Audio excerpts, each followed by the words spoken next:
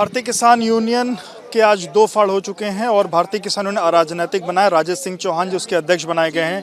राजेश सिंह चौहान जी आज आपको भारतीय किसान अराजनैतिक का अध्यक्ष बनाया गया है। सबसे पहली बात तो ये समझना चाहूँगा, 2 फाड़ का होने का कारण, आप भले ना माने 2 फाड़, लेकिन सर हुआ तो है। हम कभी नहीं मानेंगे 2 फाड़। हम रीत नीति सिद्धांत महात्मा टिकैत जी के रीत नीति सिद्धांत को लेकर चले हैं। माननीय राकेश टिकैत और नरेश टिकैत जी को भी निमंत्रण है कि इस अराजनैतिक सिस्टम को अराजनैतिक रखिए आप, और जो राजनीतिक हथकंडा संगठन के अंदर घुस रहा है आप सब लोगों ने उसको देखा भी है। 13 महीने चुनाव चला, 13 महीने आंदोलन चला। आंदोलन के दौरान हम लोग कंधे से कंधा मिला करके माननीय राकेश टिकैत, माननीय नरेश टिकैत जी के साथ बराबर लड़ाई लड़े। आंदोलन के दौरान क्या सर आंदोलन भी राजनीतिक था इस बात की? नहीं, आंदोलन बिल्कुल राजनीतिक नहीं था।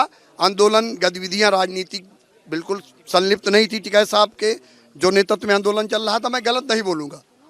मैं आंदोलन खत्म होने के बाद राजनीति शुरू, आंदोलन खत्म होने के बाद उन्होंने पूरी तरह एक दल विशेष का काम करना शुरू कर दिया। कौन सा दल था सर? वो दल आपके नज़र में है, वो भी किसी दल का नाम खोले नहीं है। समाजवादी? मैं कुछ नहीं कह सकता हूँ। जैसे उन्होंने किसी दल का नाम नहीं खोला, कान पकड़ते थे और भाजपा के लिए कहते थे इसको वोट मत दो। तो मैंने इस बात को कहा कि हमारे महात्मा टिकैत जी का यह उसूल और सिद्धांत नहीं था। वो हमेशा हम लोगों को शिक्षा दिया।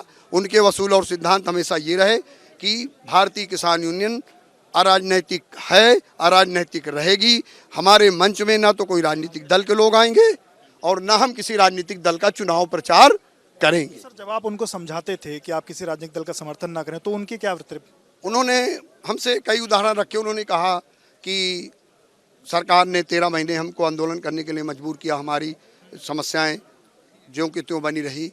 और मैंने कहा मुद्दा लेकर के बिल वापसी का गए थे, बिल वापसी हो गई, चुनाव आ गया, चुनाव होने दीजिए। बिल वापसी तो हमारा मुद्दा था। जिस मुद्दे को लेकर हम सारे बॉर्डरों पे गए थे, हमारा एक ही मुद्दा था कि सरकार जो ये गलत बिल लाई है उसको वापस करे। बिल वापस हो गया। हमारा वो मुद्दा, जिस मुद्दे को लेकर हम गए थे, वो मुद्दा समाप्त हो गया। तुरंत बाद चुनाव आ गया। तो मैंने इस बात का जरूर उनसे अनुरोध किया कि ये निर्णय आपका गलत है, हमें किसी राजनीतिक दल का सपोर्ट समर्थन नहीं करना चाहिए, क्योंकि महात्मा टिकैत के उसूल और सिद्धांत में ये चीज़ें नहीं थी। तो सर क्या अभी भी उनका संगठन जो था पुराना वो चलेगा? वो बिल्कुल चलेगा, वो चलाएंगे, हम अपना चलाएंगे। आप जब ये नया मतभेद है, आप जब ये नया बनाए हैं तो उनकी तरफ से कोई विरोध नहीं आया, कुछ ये नहीं है कि वो आपसे बात करें, मिलें या कहें कि हम मेरी बात हुई है, कल भी बात हुई है। क्या कहा? मगर मैंने कहा कि जो राजनीतिक स्वरूप है वो हमें पसंद नहीं। आज भी वहाँ महात्मा टिकैत की पुण्यतिथि में जयंत चौधरी जी हैं,